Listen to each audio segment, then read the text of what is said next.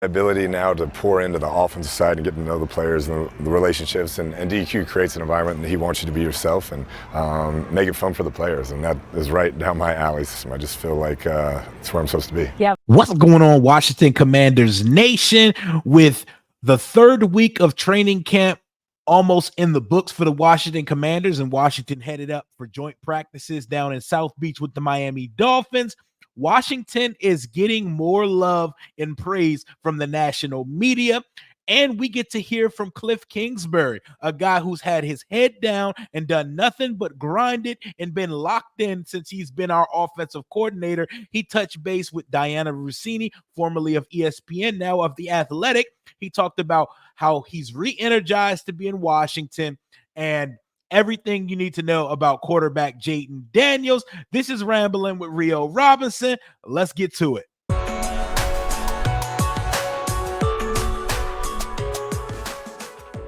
This video is brought to you by BetUS Sportsbook and Casino. All right, what's going on, Washington Commanders Nation? It is Wednesday, August 14th. We are a day before Washington Commanders Miami Dolphins joint practice takes place down in South Beach.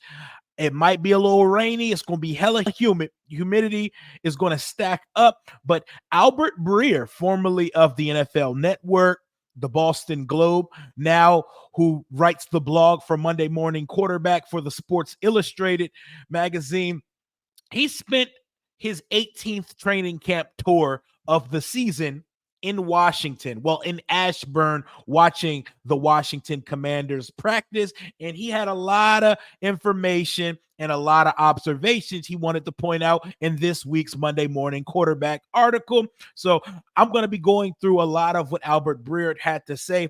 Over the years, Washington has gotten no love, deservedly so, for how it's handled its organization, everything from top to bottom.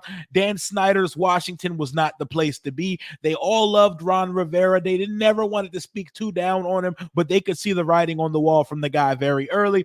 It is a new day here in Washington, and boy, does he heap praise on Jayden Daniels, Dan Quinn, and the new look Washington Commanders. Let's get to it. He said the number two pick in the NFL draft is proving day to day why he's ready for the NFL.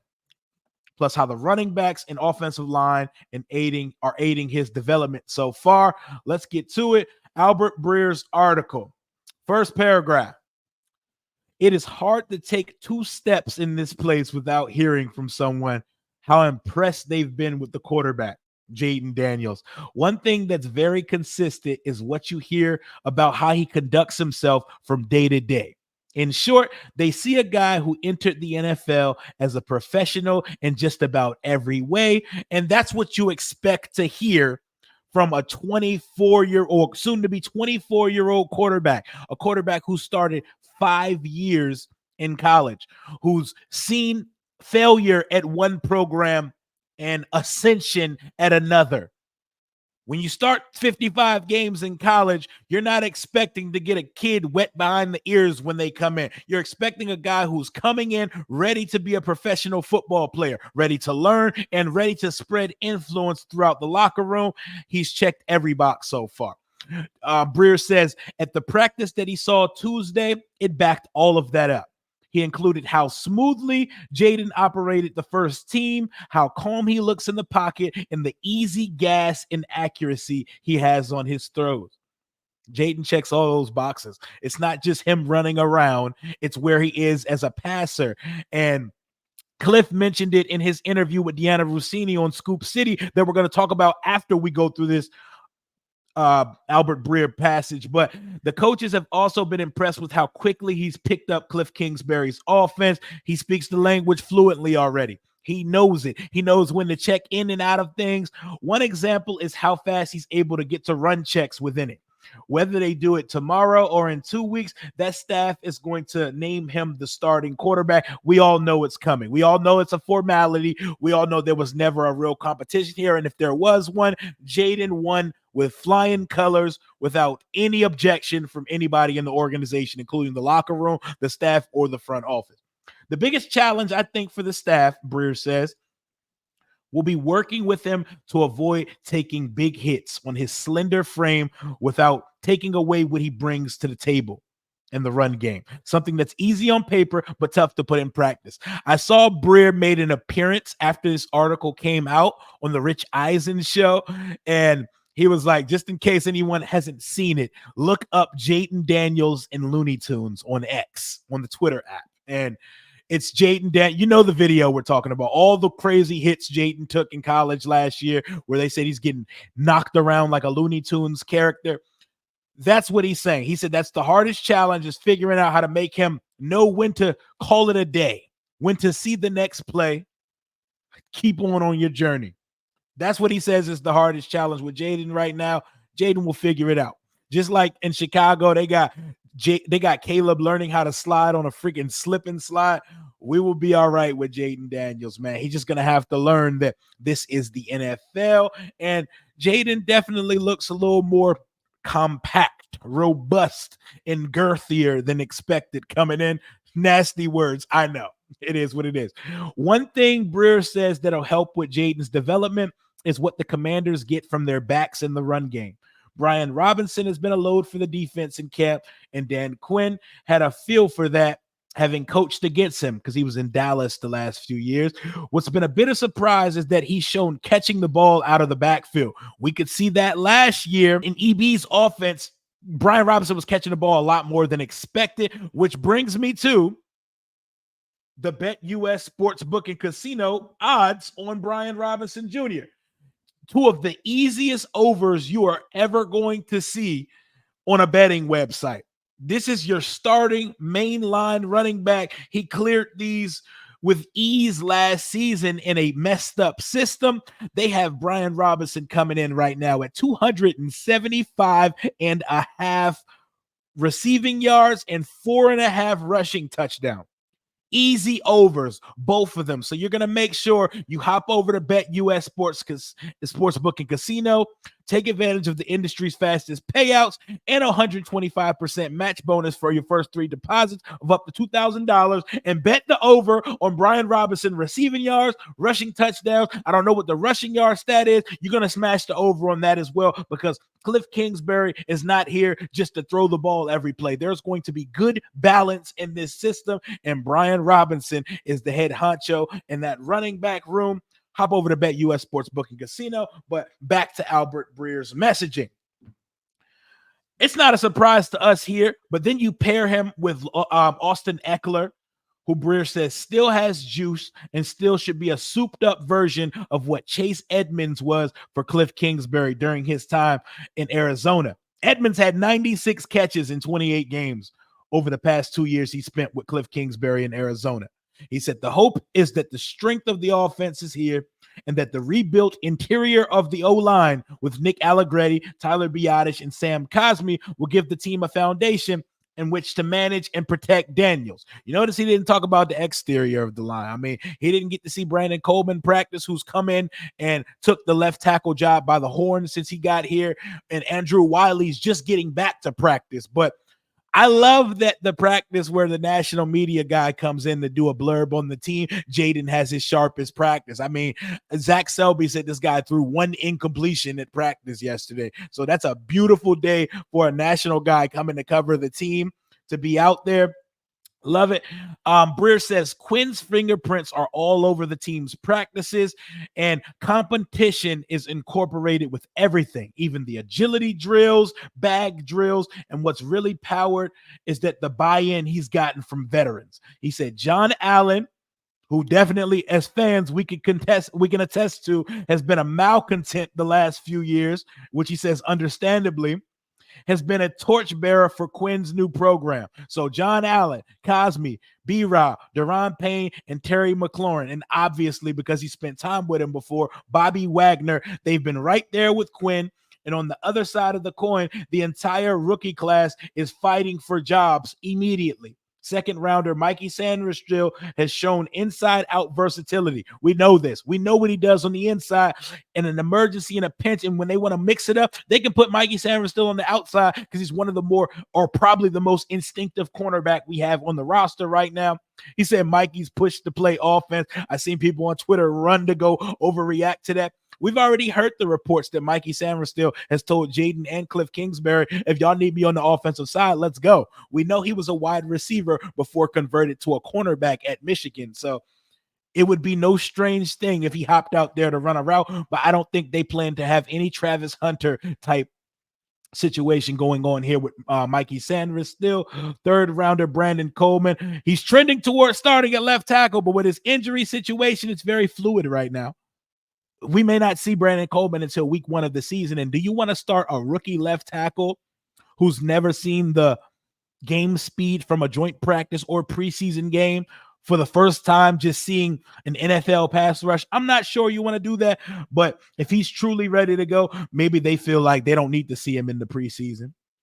Fifth rounder Dominique Hampton, who was a safety at Washington, is adjusting nicely to linebacker. Didn't know that. Haven't heard his name too much over the offseason, so it's nice to get an update on him.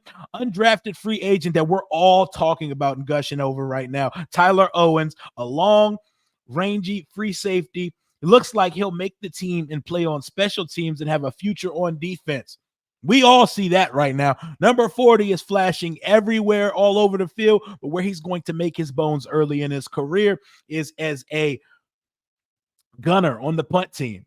Special teams is where you earn your bones in this league when you're trying to earn a roster and you're trying to maintain staying on an NFL roster. But Breer says, put it all together, and it's made for a good, I'll use this word again, competitive. Put it in all caps camp. Competitive. That's why nobody that Ron drafted or signed is just handed or given a starting job. Guys have to go out there and earn their keep in the league. That's why it shouldn't be any surprise to anybody that a Jahan Dotson, a Jamin Davis, and guys that were brought in here before this regime got here have to go out there and earn their keep. I love it. Make everybody go earn their. They make the quarterback earn his keep. Everybody on the roster has to fight for a spot. The defensive acquisition that stood out for Albert Breer and for all of us alike is Frankie Louvu, linebacker / edge rusher Frankie Louvu. He's not Micah Parsons, but Dan Quinn signed him with the idea that he could be a movable piece in the front seven the way Parsons was for him in Dallas, and Louvu looks capable as such. He says he has quick, explosive, and clearly at his best moving towards the line of scrimmage. Jeremy Chin's another piece, but Frankie Louvu, we already know the vibes with Frankie Louvu. We expect 100-plus tackles from the guy and 3 to 5 or more sacks from the guy. They're going to move him all over the board. We can call him Costco brand, Micah Parsons, call him whatever you want to call him. I'm going to call him a significant upgrade at the linebacker position because Lord knows we need it. And with that, there's this, Breer says. It's still year 1, and there's a lot of work to do on the roster, but Washington should feel really good that they're at the middle of the field. Like how much they've upgraded at the middle of the field. They know they've got a little further to go on the perimeter on the outside. The receiver spot is good, to be determined after Terry. But at offensive tackle, defensive end, and corner, there remains questions. It'll probably take another offseason or 2 to solve. Fans, you hear that? It'll probably take another offseason or 2 to solve. We're not going to figure out everything off rip. We're not going to figure out everything in one offseason. There's still time to figure things out. But until then, Breer says, Dan Quinn and new GM Adam Peters are trying to get the most out of camp competitions at these spots between the guys that they have on hand. What a good ringing endorsement for what Washington is building and putting together here in Ashburn right now. You love to hear it because every article that's come out from the Monday Morning Quarterback, from the Washington Post, from the Athletic, from this, from that, it's been negative over the years. But speaking of the Athletic, someone we know very well in Washington, Diana Rossini, used to be on the Washington beat for NBC, Washington. Then she worked her way up to ESPN, and now she works for The Athletic and has her own podcast with Chase Daniel, former NFL longtime backup quarterback Chase Daniel, called Scoop City. And they had an exclusive interview with Kliff Kingsbury on Scoop City. And Kliff just talks about and gushes over the way he feels re-energized working for Dan Quinn and the Washington Commanders. Zach Ertz says this is the happiest he's ever seen Kliff as a coach, because let's call it what it is. Kliff Kingsbury just wants to coach offense. He just wants to coach quarterback. He just wants to check in and watch film and check out after getting a game plan together. He doesn't want to check on every single room. And that's why I think this is the perfect gig for him. I'm not sure Kliff Kingsbury has aspirations at another trial and error run at being an NFL head coach. When she asked him about how he's so effective getting through to and developing young quarterbacks, first things first, he says, I'm lucky to have been in situations with all the guys I've coached, the Mahomeses of the world, the Baker Mayfields, the Kyler Murrays, the now Jayden Daniels, Patrick Mahomes at Texas Tech. He says, I'm lucky to have been around the guys that I've been around. I've been around special guys that take to and take heed to and adhere to the coaching. He just says he feels like a re-energized guy. And she asked him about Jayden Daniels, and she asked him what his favorite quality about Jayden Daniels so far as a young quarterback. And he says it's his ability to process and get through all the reads. He's able to get through all the progressions and the reads of a play. He's learned the offense immediately. And he told Diana, you would think that he's this quiet, shy kid, but he talks as much trash as anybody to the team, especially the veterans. He says Jayden's uber competitive. He said he wants to win every drill. He wants to win every rep, and he's not afraid to let the veterans know. It's why the locker room is already enamored and in love with the guy of Jayden Daniels, the player. They know what he's capable of. Zach Ertz already told you. It's not potential or he's going to be good. He's good already. Kliff Kingsbury talked about more of that here. He talked about being just turning 45-year-old coach. He said, I feel 28, like I'm 28 for life. Like I'll never be older than 28, but he's a 45-year-old coach right now. How it's been such a good experience working for Dan Quinn, because Dan Quinn allows coaches and players to be their true natural selves. They do not have to conform or morph themselves into a certain type of person or character to coach or play under Dan Quinn. And he's excited. He talks about how he wants to shift this, like how's his offense progressed over the years. How's he able to reinvent his system? And he talks about what he wants to do with the run game with Austin Eckler and Brian Robinson. We're going to get those guys the ball in a multitude of ways, but Kliff sounds happy here. Like he said, he needed that break. He needed to take that one-way trip to Thailand, and he needed to go spend a year around college kids in USC. I'm very excited, and I'm very happy that Kliff Kingsbury chose this job over the Raiders job, because that looks like such the right call right now. Kliff Kingsbury, with his demeanor, such a cool, calm, collective, playboy, bachelor type guy. What does he look like coaching a quarterback room of Gardner Minshew and Aiden O'Connell? That shit would look crazy in the light. I know Sin City might have been a good time for Kliff, but yeah, come on down to the East Coast. You haven't even heard much from this guy since he's been here. He's looking for no attention. The boy is locked the hell in. And this is really the first we've heard from Kliff Kingsbury in quite some time. He's re-energized to be in Washington. He's ready to go. And he absolutely loves his quarterback. He said him and Jayden text on a regular basis. He said Jayden is very open. Jayden is not afraid to suggest things. He said Jayden was texting him multiple times about going deep on the first play of the preseason. He had to tell Jayden, yeah, no, we're not doing that. We're not going deep on we're not opening you up for that. on the first play of the preseason. And what did we see happen on Saturday in Washington's preseason opener? A couple plays in, our first third down of the preseason, he checks from a screen to a deep ball up the sideline to wide receiver De'Ami Brown for a beautiful 42-yard bomb that fell right in his breadbasket. You love to see it. They're starting to love us again. The tide is turning, y'all. We're slowly becoming media darlings. Just wait till we get Hard Knocks next offseason, because I'm watching Bears Hard Knocks right now, and it feels almost impossible to come out of such a great production of a show and just not be beloved afterwards. But Washington is slowly getting back into the good graces of the national media. We heard from the OC. We heard from Albert Breer about everything positive going on in Washington. We head down to Miami tomorrow for joint practices with the Miami Dolphins in preseason week number 2 at Miami, Saturday night, 7 p.m.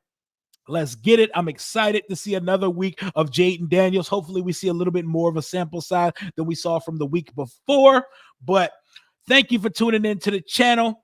Per usual, all season, this channel and every video and live stream on this channel will be powered by BetUS Sportsbook and Casino, home of the fastest payouts in the industry, and that deposit match bonus of 125% for your first 3 deposit of up to $2,000. Until next time, hail to the Washington Commanders. Commander Rio, out.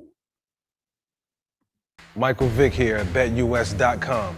Get it all. Huge bonuses, great odds, a race book, live in-game betting, and a casino.